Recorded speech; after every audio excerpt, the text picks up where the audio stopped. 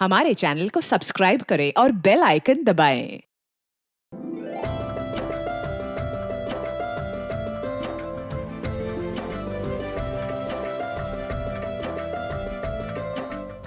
क्या सच में आरती वैभव के मर्डर की मास्टरमाइंड थी? ये गलत तो नहीं था? आरती सर, किसने मारा मेरी बहन को? आरती के कत्ल का मकसद क्या था? कौन था इस कत्ल के पीछे?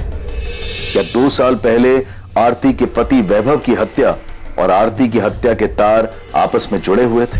सर, मैं इस कोचिंग का एडमिन इंचार्ज हूँ, चंदर सक्सेना। सर, 2 लोग आए थे। उन्होंने बोला कि वो सीए फर्म से आए हैं और उन्हें आरती मैडम से जीएसटी के बारे में कुछ बात करनी है। जीएसटी के बारे में बात करनी है, टैक्स फाइल करने में कुछ प्रॉब्लम आ रहा है। हाँ, तो मुझे बता दीजिए, मैं यहाँ का एडमिन इंचार्ज हूँ। सुरेश जी की बात हो गई है मैडम से, आप बस उन्हें इन्फॉर्म कर दीजिए। ठीक है, अब बाहर रिसेप्शन पे वेट करिए, मैं उनको बताता हूँ। और सर, फिर मैंने चिट लेकर राम सेवक को भेजा कि वो आरती मैडम को जाके इन्फॉर्म कर दे। फिर मैडम ने पर्ची पढ़ी और उन दोनों को अंदर भेजने के लिए कहा। और वो लोग मर्डर करके ऐसे निकल गए, किसी ने कोई आवाज नहीं सुनी? आरती के चीखने की भी कोई आवाज नहीं आई? नहीं सर। साहब, मैंने उन दोनों को जाते हुए भी देखा और मुझे लगा मीटिंग खत्म हो गई होगी। मुझे लगा ही नहीं कि वो कातिल थे और आरती मैडम का खून कर चुके थे। वो तो जब मैं उनके केबिन में चाय देने गया तो देखा कि वो कुर्सी पर मरी पड़ी है।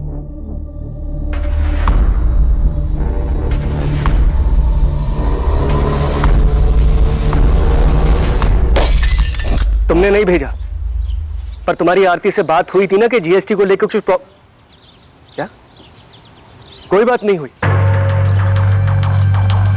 सर, मैंने आपसे कहा था ना, मेरे सीए ने किसी को नहीं भेजा। मेरी भी अपनी सीए सुरेश पुजारी से बात हुई, ना तो उसने आरती से कोई बात की थी, ना उसने किसी को भेजा। तो कौन हो सकता है जो सीए के ऑफिस का बहाना करके आरती से मिलने आया और उसे मारकर चला गया? मुझे कैसे पता होगा सर?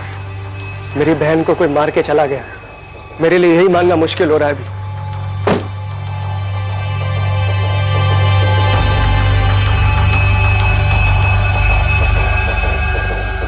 तो आरती 6 महीने पहले ही सेंट्रल जेल से बेल पे बाहर हुई। और अब इसका मर्डर हो गया। सर, शायद वैभव जोशी मर्डर केस की फाइल हमें वापस खोलनी चाहिए। ये प्रेम मिश्रा अभी भी जेल में ही है ना? यस सर, उसने बेल के लिए अप्लाई किया था पर कोर्ट ने रिजेक्ट कर दिया। वो अभी भी सजा काट रहा है। अरे मिश्रा, वो तेरी जोड़ीदार आरती जोशी, मर्डर हो गया उसका।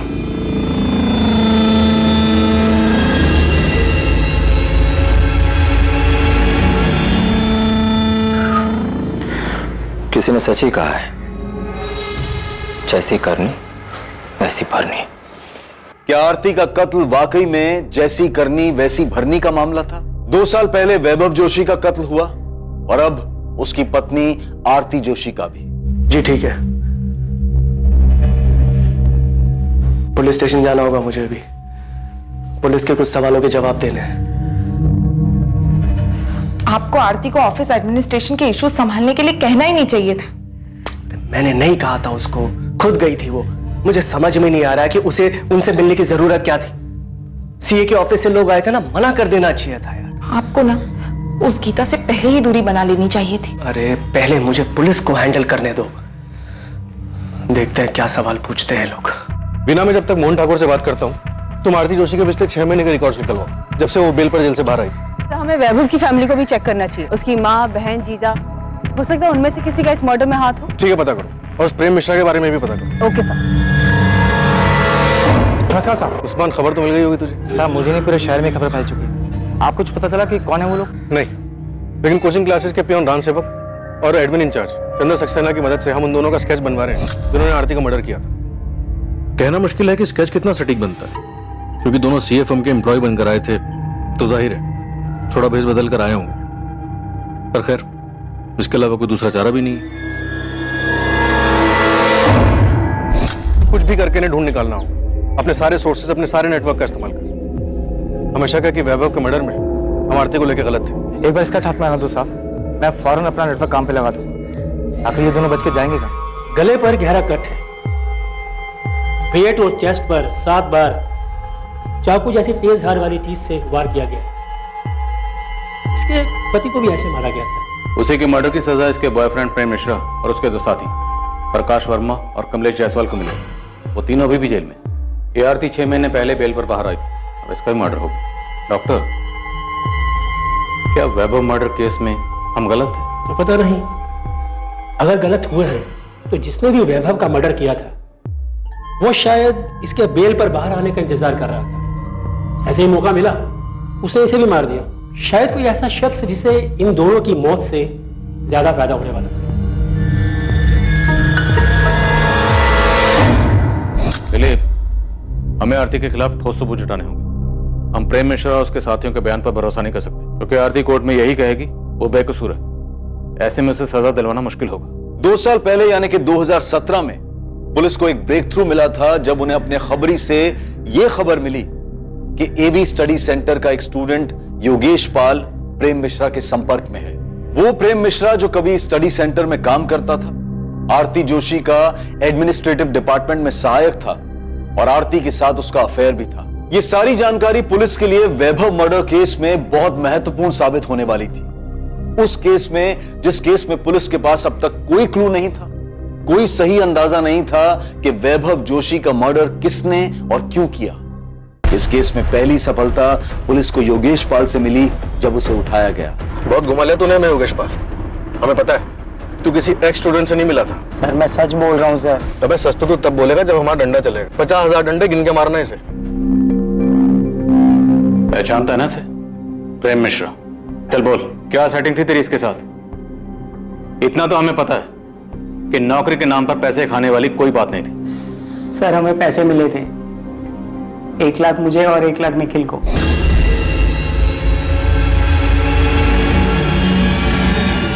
किसने दिए थे? प्रेम मिश्रा ने? हाँ सर। तो मतलब ऐसा कोई एक्स स्टूडेंट था ही नहीं जिसे तू रेस्टोरेंट में मिला था? नहीं सर। पुलिस स्टेशन में जो फोन आया था वो किसने किया था? मैंने किया था सर। मैं वो हूँ जिसका कोई चेहरा नहीं है, उन लाखों करोड़ों में से एक जो बेरोजगार घूम रहा है। क्या इस सब का वैभव जोशी के एवी कोचिंग सेंटर से कुछ लेना देना है? जब बिना रोजगार कोई भूखा मरता है ना, वो भी 1 लाख रुपए भर के, तब उसकी परेशानी किसी को नहीं दिखाई देती। पर अब मैं निश्चिंत हूँ, क्योंकि अब आपके पास भी एक परेशानी है, ये जानने की कि जिसने मुझे परेशान किया उसके साथ क्या हुआ, क्यों हुआ। सर मैंने वैभव सर को नहीं मारा सर। सर मुझे और निखिल को 1-1 लाख रुपए मिले थे सर। सर उस दिन जब आप कोचिंग सेंटर आए थे ना सर, तो हमने पहले ही प्लान बना लिया था कि निखिल वो पैसे लेकर नौकरी देने वाली बात उठाएगा और मैं आपको वो पुराने स्टूडेंट की कहानी सुनाऊंगा। योगेश, तू पुलिस को फोन करेगा। उसके बाद जब पुलिस पूछताछ के लिए स्टडी सेंटर आएगी तो निखिल तू पैसे लेकर के नौकरी देने वाली बात को हवा देगा। फिर तू पीछे से पुलिस के पास जाएगा और आग में घी डालेगा कि तुझे एक एक्स स्टूडेंट मिला था और उन्हें हिंट देगा कि वैभव को शायद उसे न मारा। तुमने और निखिल ने प्रेम मिश्रा से पैसे लिए, उसका काम किया, और अब कह रहा है कि तुझे नहीं पता। सर मुझे सचमुच नहीं मालूम सर कि उस मिश्रा ने वैभव सर को मारा है या नहीं, पर सर इतना पता है कि उनका कुछ हाथ है इसमें। कुछ हाथ होना भी जुर्म होता है, और जितना तेरा और निखिल का है ना वो भी जुर्म है। सर गलती हो गई सर मुझे पैसे की जरूरत थी सर, मुझे माफ कर दो सर, गलती हो गई सर।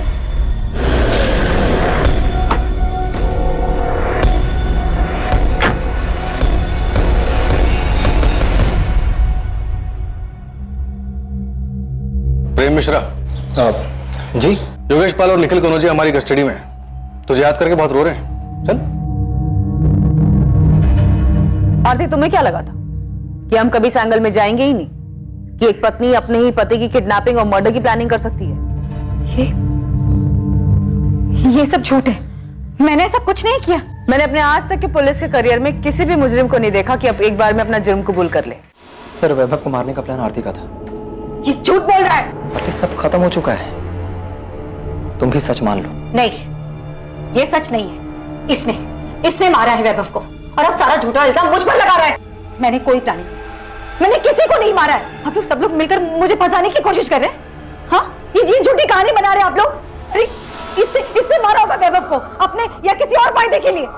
प्रेम मिश्रा ने अपना जुर्म कबूल किया और अपने दोनों साथियों के नाम बताए, जिसके आधार पर पुलिस ने प्रकाश वर्मा को अरेस्ट किया।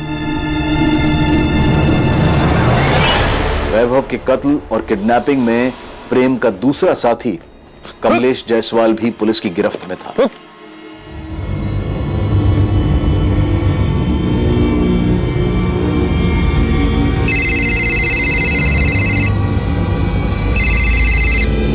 हेलो। अभी तक पहुंचे क्यों नहीं? वैभव स्टडी सेंटर से निकलने वाला होगा। हाँ बस पहुंच रहे हैं, पास में ही है। याद रखना, सिर्फ वैभव को उठाना है, उसे ही मारना है। हमको अच्छे से पता है क्या करना है, तुम टेंशन मत लो, सब ठीक से हो जाएगा। झूठ बोल रही है।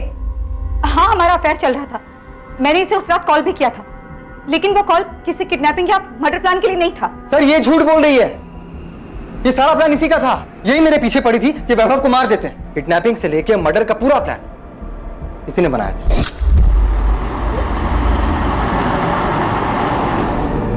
आरती के प्लान से अलग अगर कुछ हुआ था तो बस इतना कि ट्रैफिक की वजह से हम पहुंचने में थोड़ा लेट हो गए थे।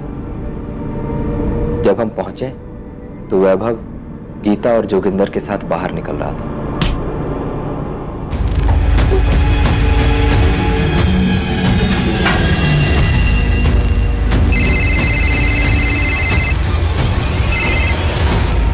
प्रेम, काम हो गया? हाँ हो गया, हम वैभव को लेकर के जा रहे हैं, तुम अपना नाटक शुरू कर दो। जैसा बोला है ना वही करना, कोई गलती मत कर देना। अरे हाँ मेरी जान, तुम टेंशन मत लो, सब वैसे ही होगा।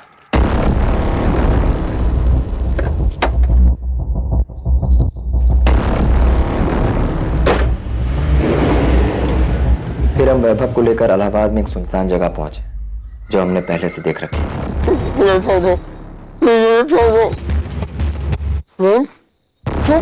अरे आप इसकी बात सुनी क्यों रहे? मैंने कोई प्लान नहीं किया, झूठ बोल रही है। सर झूठ मैंने ये बोल रही, और सर वैभव को मारने के बदले इसने मुझे 12 लाख रुपए देने का और मुझसे शादी करने का वादा भी किया था। पूछिए इससे। क्या बकवास कर रहे हो तुम? कौन आपके पति को मारकर उसका इल्जाम आप पर डालेगा? आरती जोशी, अब नाटक बहुत हो गया, बंद करो, अपना जुर्म कबूल करो। मैं कोई नाटक नहीं कर रही, मैंने कोई प्लान नहीं किया। नहीं मारा है मैंने वैभव को, प्रेम मिश्रा ने झूठ बोलकर मुझे फंसाने के पैसे लिए हैं।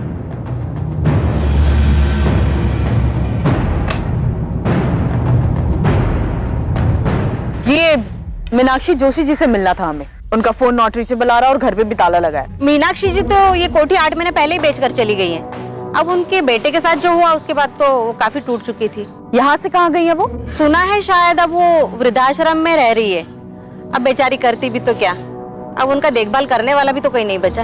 आप बता सकती हैं कौन से वृद्धाश्रम में है वो?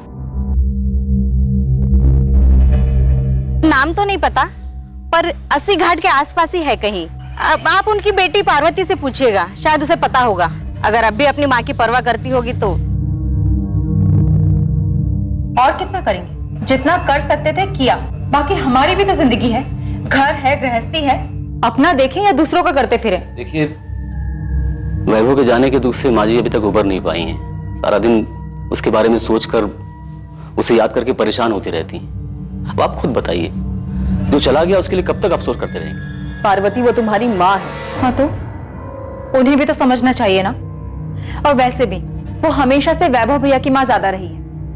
हमारी तो उन्हें सिर्फ मुसीबत में याद आती थी, लेकिन अब ना सब कुछ सही है। वो वहां खुश है और हम यहाँ पर खुश हैं। हमें ना तो उनसे और ना ही उनकी मुजरिम बहू आरती से कोई लेना देना है। अब लेना देना होगा भी नहीं, क्योंकि आरती का मर्डर हो गया।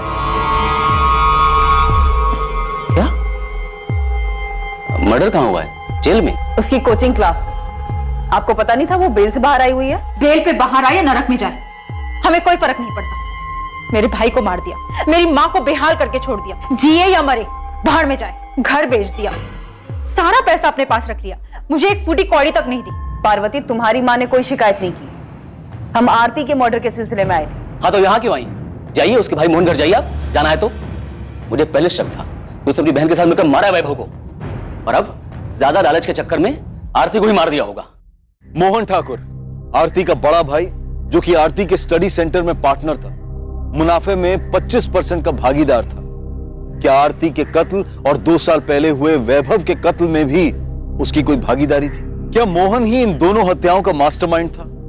मोहन, जिस पर 2 साल पहले भी पुलिस का ध्यान गया था, पर तब पुलिस उसकी तह तक नहीं गई थी। सर मैंने अपने सीए से फिर से बात की थी, उसने मुझे बताया कि जीएसटी फाइल करने में कभी कोई प्रॉब्लम थी ही नहीं। मोहन, अब आरती तो रही नहीं और उसका और वैभव का कोई बच्चा भी नहीं, तो कोचिंग क्लास अब किसकी हुई?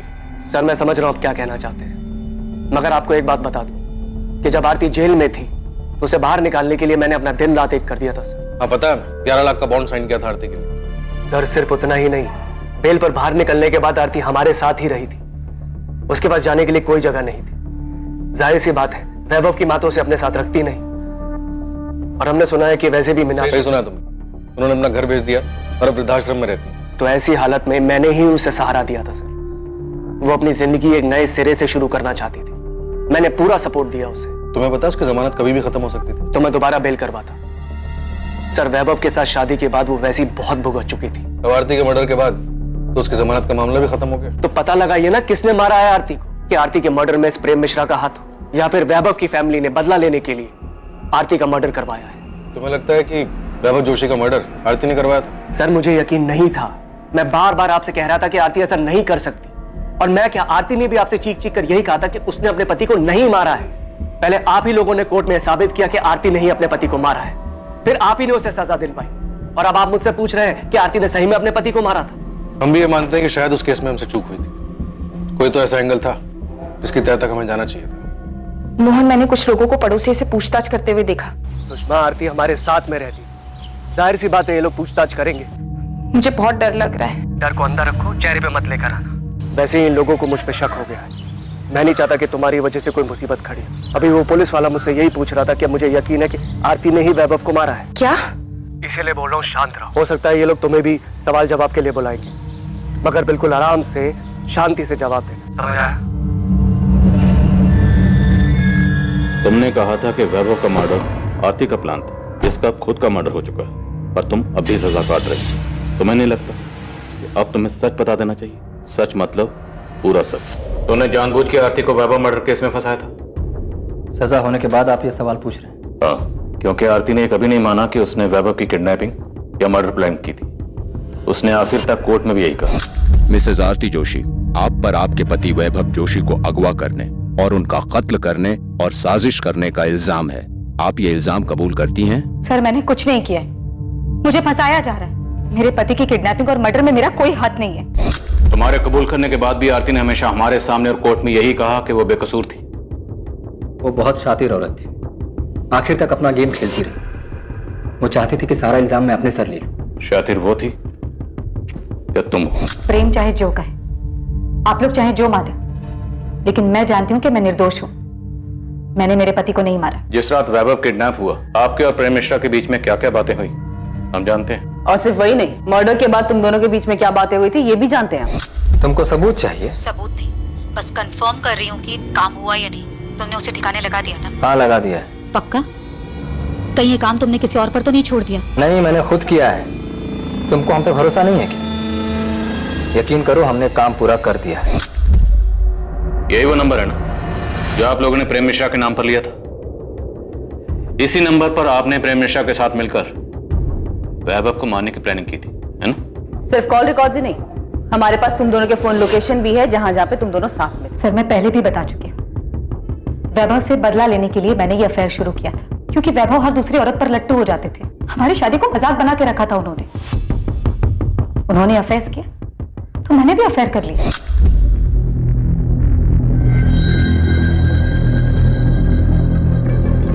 मैं जब प्रेम के साथ थी तब भी मुझे अच्छी तरह पता था कि वैभव मेरा पीछा कर रहा है, मुझ पर नजर रख रहा है। तुम्हारी हिम्मत कैसे हुई? कैसे हुई तुम्हारी हिम्मत? जैसे तुम्हारी हिम्मत। तुम्हें अगर हर दूसरी औरत के साथ सोने से पहले ना मेरी मंजूरी की जरूरत नहीं है ना, तो मुझे भी किसी के भी साथ सोने के लिए तुम्हारी मंजूरी की कोई जरूरत नहीं है। उस प्रेम को तो छोड़ूंगा नहीं मैं। उसकी नौकरी तो गई, उसकी भी जान जाएगी, देखना तुम। मैं भी ललिता को मारना चाहती थी, अब गीता को मारना चाहती हूँ। औरती अपनी हद में रहो तुम। हद में तुम रहो अपनी। तुम्हें क्या लगा? हाँ, सिर्फ तुम मुझे तकलीफ पहुंचा सकते हो? मैं तुम्हें बर्बाद कर दूंगी, समझे तुम? मुझे पता ही नहीं चला कब वैभव से बदला लेते लेते मैं प्रेम को सचमुच पसंद करने लगी थी। वैभव के मना करने के बावजूद मैंने प्रेम के साथ रिलेशनशिप कंटिन्यू किया।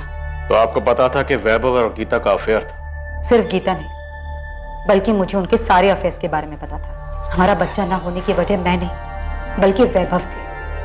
मैंने फिर भी उनकी इस कमी को इग्नोर किया। क्यों? क्योंकि मैं उनसे प्यार करती थी, एक खुशहाल जिंदगी चाहती थी।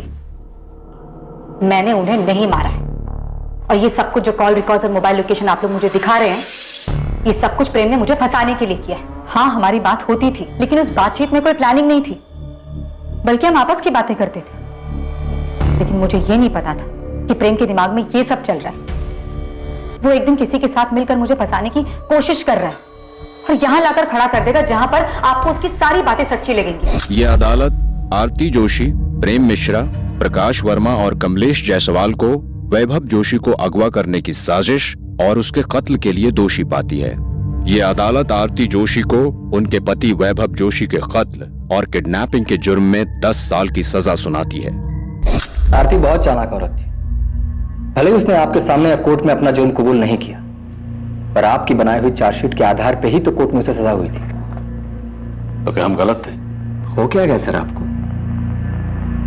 आप क्यों अचानक आरती के बुने जाल में फंस रहे हैं? आरती का मर्डर हो चुका है। अगर ये जाल आरती ने बुना था तो फिर आरती को किसने मारा? उसे उसके किए की सजा मिली है सर, और कुछ नहीं। वैसे आप क्यों उसे बेगुनाह साबित करने पे तुले? वो मुझे सारा इल्जाम अपने सर लेने के लिए कह रही थी। जब हमें यहाँ से निकाला गया अपने वकील से मिलने के लिए, तब आरती मुझसे मिली थी। प्रेम, मेरे पास टाइम बहुत कम है, प्लीज मेरी बात सुनो। कितनी कमीनी निकली तुम। मेरे वकील ने सब बताया मुझे कि तुम और तुम्हारे वकील सब मुझ पे थोपने वाले। देखो आरती, अगर मैं डूबा ना तो तुम्हें भी साथ लेके डूबूंगा। प्रेम, मेरी बात तो सुनो। मेरे पास एक आइडिया है। नहीं चाहिए तुम्हारा कोई आइडिया। देखो, हम जैसा चाहते थे ठीक वैसे ही हो रहा है। वैभव भी मर चुका है, बस हमें एक गेम खेलना है, उसके बाद हम दोनों बच जाएंगे। उस दिन कहा गया था तुम्हारा ये हम दोनों, जब पुलिस के सामने चिल्ला कर कह रही थी कि वैभव को मैंने किडनैप किया है, मैंने मारा है, तुम्हारा इसमें कोई हाथ नहीं है। जिंदगी बर्बाद कर दी तुमने मेरी। मैंने कोई जिंदगी बर्बाद नहीं की प्रेम। एक बार ठंडे दिमाग से सोच कर देखो, अगर हम दोनों जेल में रहेंगे तो किसी काम के नहीं रहेंगे। वाह, तो अब तुम ये चाहती हो कि मैं जेल जाऊं और तुम बाहर मजे करो? देखो, मेरे पास बहुत पैसा है। अगर तुम कोर्ट में ये गवाही देते हो सबके सामने कि तुम्हें नौकरी से निकाल देने पर गुस्से में आकर तुमने ये सब कुछ किया है और इस जंजाल से मुझे आकर बाहर निकाल। ये जंजाल तुम्हारा फैलाया हुआ है। प्रेम, एक बार सोच कर देखो, हम अपनी जिंदगी नए सिरे से शुरू कर सकते हैं। इनकम की टेंशन नहीं है। वैभव की क्लास अब मेरी है। तुमने रिलेशनशिप के लिए इतना कुछ किया, अब मेरी छोटी सी बात भी नहीं मानोगे? नहीं, कभी नहीं। अगर मैं जेल गया तो तुम भी बाहर नहीं घूम सकती। और हाँ, एक मर्डर करने के लिए जो सजा मिलती है ना, दूसरे के लिए भी वही सजा मिलेगी।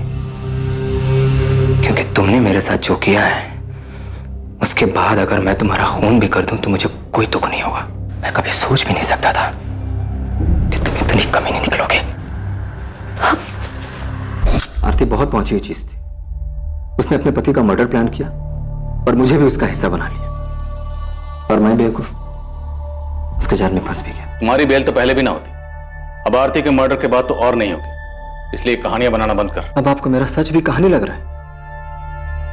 तो ठीक है, अब आपको मुझसे कुछ नहीं मिलने वाला। और हाँ, अगर आपको लगता है कि मैं यहां जेल में बैठ करके वहां आरती का मर्डर करवा दिया तो यही सही, क्योंकि अब मुझे कोई फर्क नहीं पड़ता है। बल्कि मुझे तो इस बात की खुशी है कि वो कमीनी मर गई। अब इतना बताया तो ये भी बता दो कि तुमने वैभव जोशी को मारा और आरती को फंसाया। अगर ऐसा है भी तो क्या? आरती को वैभव मर्डर केस में सजा हो चुकी थी और अब तो आरती भी मर चुकी है। प्रेम मिश्रा, वैभव के मर्डर और आरती के मर्डर का मास्टरमाइंड आरती का भाई मोहन ठाकुर है। उसने तुमसे प्रॉमिस किया है कि वो तुम्हें पैसे देगा और जेल से बाहर निकालेगा। कमाल कर दिया सर आपने। ये सवाल आपको 2 साल पहले पूछना चाहिए था ना। उस वक्त ये एंगल हमारी नजर से छूट गया था। बोलो, क्या मोहन ने फंसाया था आरती को? ये बात सच है सर। मोहन सर नहीं चाहते थे कि आरती फिर से क्लासेस ज्वाइन करे। मोहन ने कोचिंग सेंटर पूरी तरह अपने कब्जे में ले लिया? पता नहीं सर, पर मैंने एक बार मोहन सर को बात करते हुए सुना था, तब मुझे भी उनकी बात सही लगी थी। तुम्हें समझ में नहीं आ रहा है कि हमारे इंस्टीट्यूट के लिए कितना बुरा है ये? भले तुम बेल पर बाहर हो, मगर दुनिया ये नहीं बोलेगी कि तुम्हें कन्विक्टेड मुजरिम हो। भैया, आपको भी ये लगता है? मुझे क्या लगता है क्या नहीं लगता उससे कोई फर्क नहीं पड़ता है। दुनिया को तो यही लगे ना, एक लड़की जिसने अपने पति को मार दिया वो ये क्लासेस चला रही है। आरती, ये एक इंस्टीट्यूट है, दिस इज बिजनेस। आप अच्छी तरह से जानते हैं कि मुझे फंसाया गया था। मेरी भी एक लाइफ है। हाँ लाइफ है, मगर कानूनी तरीके से जेल के अंदर। बस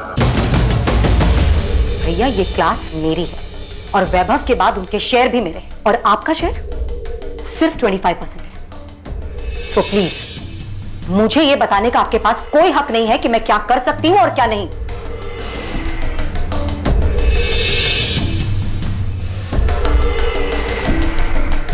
ये बात भी सच है सर, क्या आरती मोहन सर की जिम्मेदारी बन गई? वैभव के मर्डर में आरती के अरेस्ट होने के बाद जब कोचिंग सेंटर मोहन ने संभाला, तब क्या कभी उसकी किसी हरकत से ऐसा लगा कि वैभव के मर्डर में उसका भी हाथ हो सकता है? सर मुझे तो कभी उनके बिहेवियर से ऐसा कुछ लगा नहीं, पर हाँ क्लासेस में बातें होने लग गई थी कि वैभव सर मर चुके हैं, आरती जेल में है और ये सब कुछ अब मोहन सर का ही। साहब ये दोनों जिन्होंने आरती को मारा है वाराणसी के तो नहीं, क्योंकि मेरी टीम ने पूरा शहर छान मारा लेकिन कहीं दिखे नहीं। मेरी टीम अभी काम पे लगी है, हो सकता है आसपास की है। साहब मुझे ऐसा लगता है कि आपको आरती के भाई मोहन ठाकुर पे फोकस करना चाहिए। ना तो हमें वैभव जोशी के कॉल रिकॉर्ड से कुछ मिला और ना ही मोहन ठाकुर। आरती के कॉल रिकॉर्ड से भी ऐसा कुछ नहीं मिला जिससे हमें कोई लीड मिल सके। साहब आरती के बिल के पीछे मोहन ठाकुर की साजिश है, उसका तो कोई प्रूफ नहीं है, लेकिन हाँ उसके पड़ोसी से बात की तो पता चला कि मोहन और उसकी बीवी आरती के साथ में रहने से खुश नहीं थे। वो तो क्लासेस के लालच में उनको मजबूरी में अपने साथ में रख रहे थे।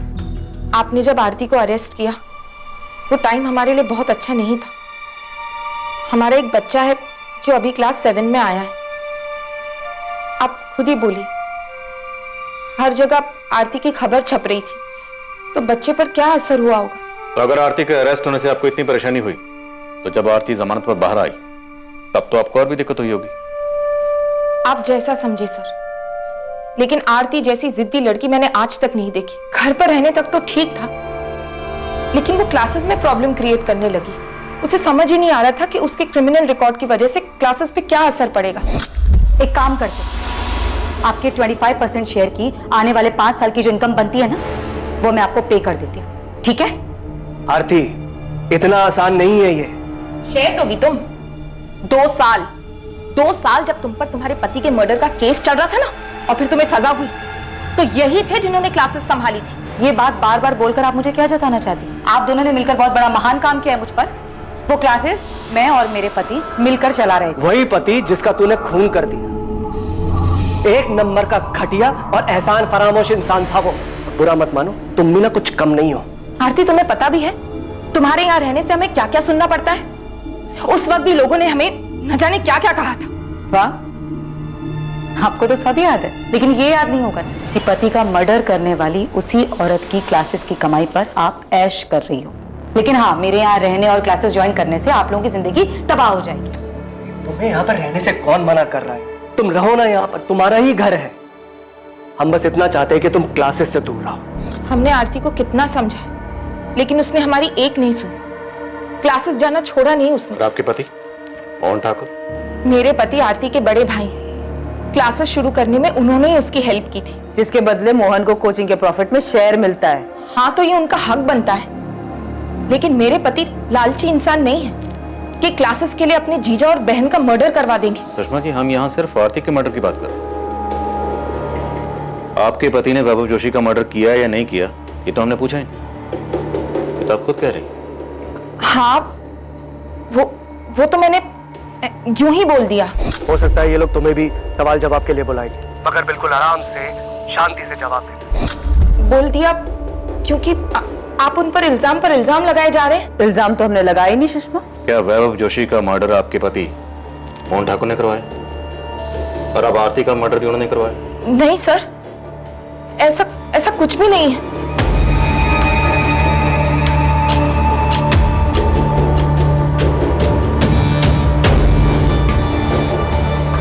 मोहन और सुषमा ठाकुर पर नजर रखो। इस बार शायद हम सही दिशा में। अगर इन लोगों ने कुछ किया तो कोई ना कोई गलती जरूर करेंगे, तभी उठा लेंगे नहीं। पर हमें मोहन की बैंक स्टेटमेंट चेक करनी चाहिए। अगर उसने सुपारी दी है तो कैश देने के लिए क्लियर को पैसे भी निकालेंगे। कैसा रहा? सब ठीक था ना? नहीं, मैं डर गई थी। पता नहीं कि क्या बोल दिया मैंने। क्या बोल दिया? मैंने घबराहट में बोल दिया कि तुमने ना वैभव को मारा है ना आरती को। अरे सुषमा, मैंने तुम्हें सब कुछ तो समझा के भेजा था। यार मोहन ठाकुर और सुषमा ठाकुर अब आरती मर्डर केस के अहम संदिग्ध थे। वैभव मर्डर केस में भी मोहन के अहम संदिग्ध होने का अंदेशा था।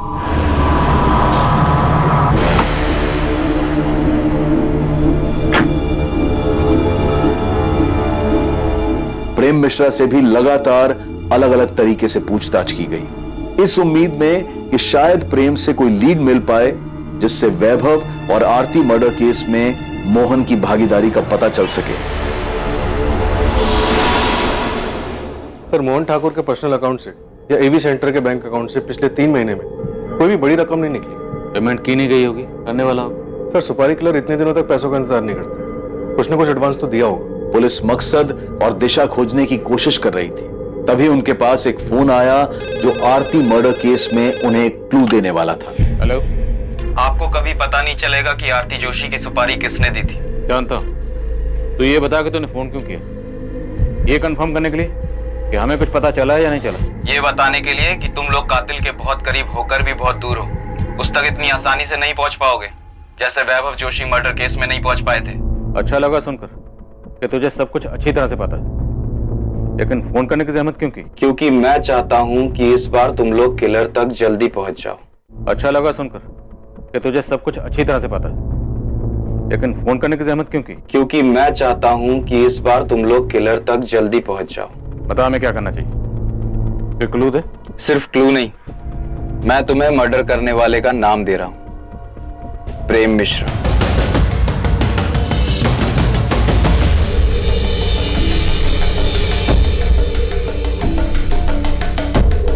बिना पिछले 2 महीने में तो किसी भी अपराधी की बेल नहीं हुई है। क्या फिर भी आप अपने रिकॉर्ड में चेक करके बता सकते हैं कि प्रेम मिश्रा अब किसके साथ सेल शेयर कर रहा था और उनमें से कौन कौन बाहर है और किस किस से उसकी बातचीत थी? तो शायद हमें थोड़ी हेल्प हो जाएगी। पर मुझे लगता नहीं है कि प्रेम मिश्रा ने कुछ किया होगा। तुम्हें तो पता ही है कि ये स्टेट शीटर्स बिना अपने फायदे के कोई भी काम नहीं करते, और बोला यहाँ जेल में बैठकर प्रेम मिश्रा क्या दे सकता है उन्हें? सर, फोन इलाहाबाद के पीसीओ से किया गया था, लेकिन पीसीओ वाले को याद नहीं है कि फोन किसने किया था। इस तरह अचानक से फोन आना, प्रेम मिश्रा का नाम लेना, वैभव जोशी मर्डर केस की याद दिला रहा है। याद है वो नौकरी के नाम पर झांसा देने वाले रैकेट की इंफॉर्मेशन के लिए फोन आया था, जो योगेश पाल ने हमें गुमराह करने के लिए किया था। सर, एक कॉल भी वैसे ही लग रहा है जैसे वैभव जोशी मर्डर के टाइम पर आरती से गुमराह करने के लिए हमें किया गया था, लेकिन इस बार शायद मोहन ठाकुर से डाइवर्ट करने के लिए किया गया। नहीं सर, मोहन ठाकुर नहीं लग रहा। सर, वैभव जोशी के टाइम पर आरती हमारी प्राइम सस्पेक्ट नहीं थी, और उस वक्त हमें गुमराह करने का मकसद था कि हमारा ध्यान अपने प्राइम सस्पेक्ट से आरती की तरफ न जाए, और शायद इस बार भी कातिल हमारी प्राइम सस्पेक्ट लिस्ट में नहीं है। लेकिन वो कौन है जो अभी तक हमारी सस्पेक्ट लिस्ट में नहीं है? गीता? कहीं वो गीता तो नहीं जिससे कॉलर हमारा ध्यान हटाना चाहता है?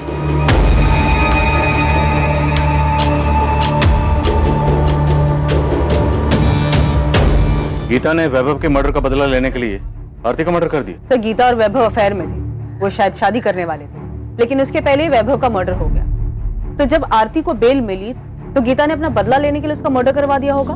आरती को बेल किस ग्राउंड पर मिली थी? हेल्थ ग्राउंड पर सर। उसे अर्थराइटिस था। दिसंबर 2018 में आरती को जेल हुई थी। उसके भाई मोहन ने जनवरी 2019 से बेल के लिए ट्राई करना शुरू किया। आरती को फाइनली बेल मार्च 2019 में मिली।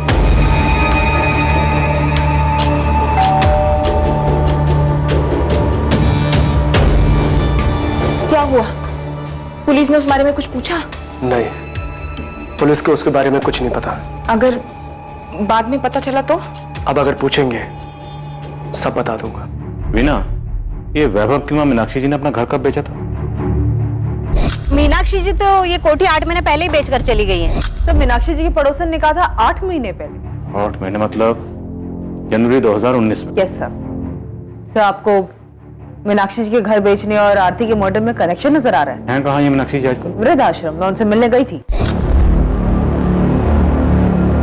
मीनाक्षी जी, ये पहचाना आपने मुझे? मैं पिछली बार आपसे मिली थी जब वैभव का मर्डर हुआ। आपकी बहू आरती का मर्डर हो गया। मैं आज तक समझ नहीं पाई, जब आपस में बन नहीं रही थी, एक दूसरे की कोई बात मंजूर नहीं थी, तो अलग हो जाते। मारने का क्या मतलब था? उनको देख के लगा कि उनकी जीने की इच्छा ही खत्म हो गई। क्या आपको उनको पे शक हो रहा है? देखो, कंफर्म नहीं है, इत्तेफाक भी हो सकता है। आरती को सजा हुई दिसंबर में। जनवरी को आरती के भाई ने उसकी बेल के लिए अप्लाई किया और जनवरी में ही मीनाक्षी जी ने अपना मकान बेचा और वृद्धाश्रम में शिफ्ट हो गए। मकान बेचा था तो उसके पैसे मिले होंगे।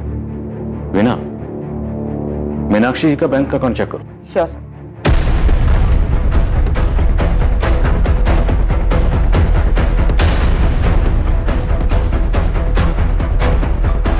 उस्मान, मीनाक्षी जोशी के कॉल रिकॉर्ड्स नहीं है क्योंकि वो फोन यूज ही नहीं करती। सर बिना फोन के कोई कॉन्टैक्ट प्लेयर को सुपारी कैसे देगा? हम मीनाक्षी जोशी के दामाद किशोर और बेटी पार्वती के कॉल रिकॉर्ड्स देख रहे हैं। उनके दामाद का कहना है कि वो और वैभव पहले दोस्त थे, बाद में रिश्तेदार बने। हम दोनों एक दूसरे के बहुत करीब थे। मैं तो वैभव को तब से जानता था जब हमारा रिश्ता बना भी नहीं था। लेकिन ये पार्वती और किशोर तो मीनाक्षी को देखने तक नहीं जाते। तुम दोनों पे नजर रख, कभी कभी तीर अंधेरे में भी निशाने पर लग जाता। मैं मूर्तिगंज पुलिस स्टेशन से assistant sub inspector Veena Shukla बोल रही हूँ। मुझे एक अकाउंट की डिटेल जल्द से जल्द चाहिए। मैं रिक्वेस्ट मेल कर दे रही हूँ, थोड़ा जल्दी कीजिएगा प्लीज।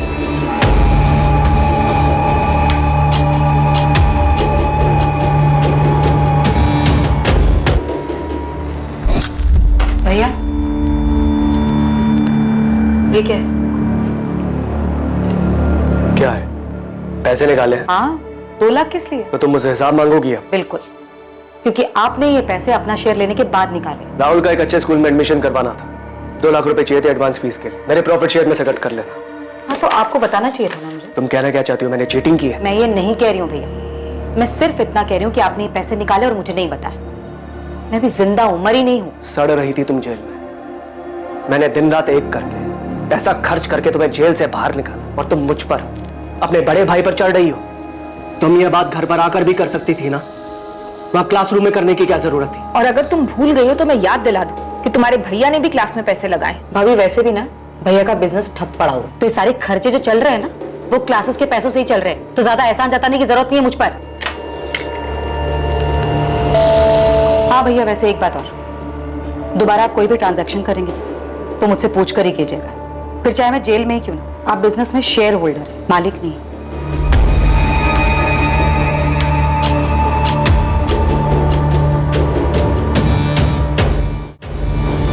जिस अंधी गली में इन्वेस्टिगेशन दाखिल हुई थी, उसी अंधी गली से आरती जोशी मर्डर केस का आखिर में रास्ता खुलने वाला था। पुलिस ने अंधेरे में जो तीर चलाया था, वो तीर आरती मर्डर केस में निशाने पर लगा था। लेकिन इस सफलता से पहले एक उससे भी बड़ी सफलता इस केस में सामने आने वाली थी।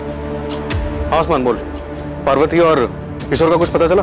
सर वहाँ कुछ मिले या ना मिले? यहाँ 2 पंटर मिले, ये वसीम बेग और बिलाल कुरैशी। कौन है ये दोनों? मैडम ने आप लोग को बुलाया है।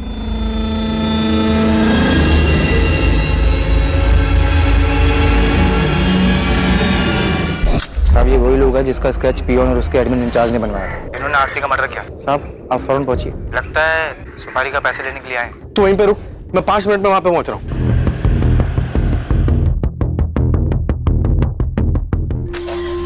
सर, आपका शक सही था, काफी घुमाकर प्लानिंग की गई। मीनाक्षी जोशी के अकाउंट से पैसे दिए गए? नहीं सर, लेकिन घर बेचने के बाद की कहानी कुछ और है जो हमसे छुपाई गई। हमसे चूक हो गई सर, हमने सिर्फ मोहन का अकाउंट चेक किया, लेकिन घर बेचने के बाद मीनाक्षी जी को 55 लाख रुपए मिले, जिसमें से 40 लाख रुपए उन्होंने पार्वती के अकाउंट में ट्रांसफर किए। ये किशोर और पार्वती तो कुछ और ही कहानी सुना के गए थे। उन्होंने तो कहा था कि मीनाक्षी जी ने घर बेचने के बाद उन्हें कुछ नहीं दिया। हमसे झूठ बोल रहे थे वो दोनों। घर बेच दिया, सारा पैसा अपने पास रख लिया, मुझे एक फूटी कौड़ी तक नहीं दी। पार्वती और किशोर कुछ ज्यादा ही ओवर एक्टिंग कर गए। सर उनको तबीयत से तोड़ते हैं, सारी एक्टिंग निकल जाएगी। चलिए माँ जी, पार्वती और किशोर आपका पुलिस स्टेशन में इंतजार कर रहे हैं। बैलेंस पैसे लेने आए थे सर। तुम दोनों में से मुझे फोन किसने किया था? मैंने किया था सर, वो भी हमारे प्लान का हिस्सा था। एडवांस कितना मिला था? 4 लाख। और बैलेंस कितना था? 6 लाख सर। आज की तारीख फिक्स हुई थी बैलेंस लेने के लिए। ये 4 लाख है, बाकी 6 काम होने के बाद कल काम हो जाएगा। अच्छा, उसके सीए का नाम सुरेश पुजारी है। एक बार में याद हो गया था भाई, उसके जीएसटी का भी पता करके आए। तुम टेंशन मत लो, कल काम हो जाएगा।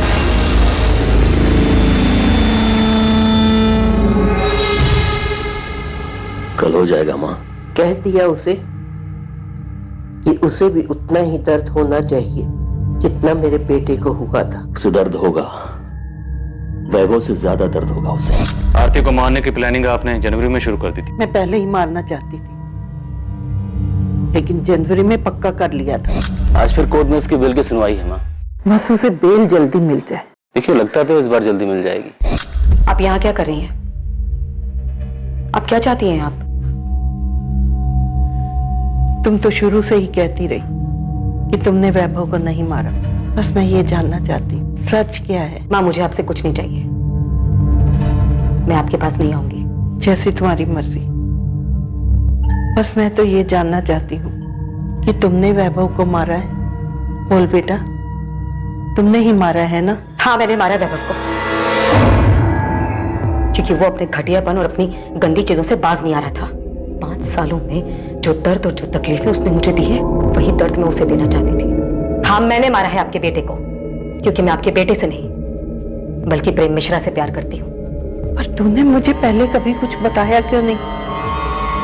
मैं अपने बेटे से बात करती, वो तेरे रास्ते से हट जाता और तू अपनी जिंदगी जी लेती। मैं उसे छोड़ना नहीं चाहती थी, मारना चाहती थी। मैं ये घर बेच दूंगी और वृद्धाश्रम चली जाऊंगी, और वहां पे तुम दोनों में से कोई भी मुझे मिलने नहीं आएगा। और इस तरह किसी को मुझ पे भी शक नहीं होगा और तुम लोगों पे भी नहीं होगा।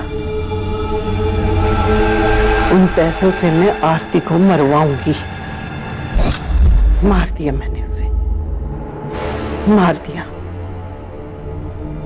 उसे वही दर्द दिया जो उसने मेरे बेटे को दिया था। मैं कबूल करती, ये सब मैंने अकेले किया है। इसमें मेरी बेटी और दामाद का कोई लेना देना नहीं। मीनाक्षी जी, कानून किसी की मर्जी या खुशी के लिए काम नहीं करता। आरती के मर्डर के लिए दोनों को भी सजा होगी। देखिए, मैंने जो कुछ भी किया, मुझे इस बात का कोई अफसोस नहीं। मैं अपना जुर्म कबूल करता हूँ। मुझे भी कोई अफसोस नहीं है। अपने बेटे की मौत का बदला लेके खुश हैं आप? हाँ, मुझे बदला लेना था। उसने मेरे बेटे को मारा, मैंने उसकी जिंदगी खत्म कर दी। मीनाक्षी जी, आपने सिर्फ आरती की जिंदगी खत्म नहीं की, बल्कि अपनी बेटी और दामाद की जिंदगी भी खत्म कर दी। मोहन और सुषमा को डर था कि बेटे के एडमिशन के लिए निकाले गए 2 लाख रुपए कहीं उन्हें बेवजह आरती मर्डर केस में ना फंसा दे। प्रेम मिश्रा और उसके दोनों साथी वैभव मर्डर केस में जेल में सजा काट रहे हैं। किशोर राजपूत, बिलाल कुरैशी, वसीम बेग, पार्वती राजपूत और मीनाक्षी जोशी को आरती मर्डर केस में बुक किया गया है। कोई ये कैसे सोच सकता है कि किसी की जिंदगी खत्म कर देने से रिश्तों में आई इन दूरियों का समाधान हो सकता है? ऐसे घिनौने विचार सिर्फ एक रिश्ते से छुटकारा पाने के लिए दिमाग में पनप भी कैसे सकते हैं? और ऐसे विचारों को कोई कैसे स्वीकार कर सकता है? आखिरकार वैभव की हत्या से आरती को क्या हासिल हुआ? और बदले की भावना से आरती की हत्या करके मीनाक्षी जोशी, उसकी बेटी और दामाद को क्या मिल गया? हत्या किसी झगड़े का हल नहीं हो सकती और ना ही किसी मुसीबत का अंत हो सकती है, बल्कि ये मुसीबतों की शुरुआत होती है जिसका अंत बहुत ही नुकसानदायक और दर्दनाक होता है। सही और आसान उपाय यही है कि अलग हुआ जाए और अपनी जिंदगी अपनी मर्जी से आगे बढ़ाई जाए। अब मैं अनूप सोनी आपसे विदा लेता हूं। कल रात 11 बजे आपसे फिर मुलाकात होगी एक और नए केस के साथ। और याद रखें, क्राइम और आपके बीच में सिर्फ इतना फर्क है कि आप कितने सतर्क हैं। सतर्क रहें, सुरक्षित रहें, नकारात्मक विचारों से दूर रहें और अच्छे विचारों को जगह दें। जय Hind. For more updates, subscribe to our channel, click the show links and enjoy watching the videos.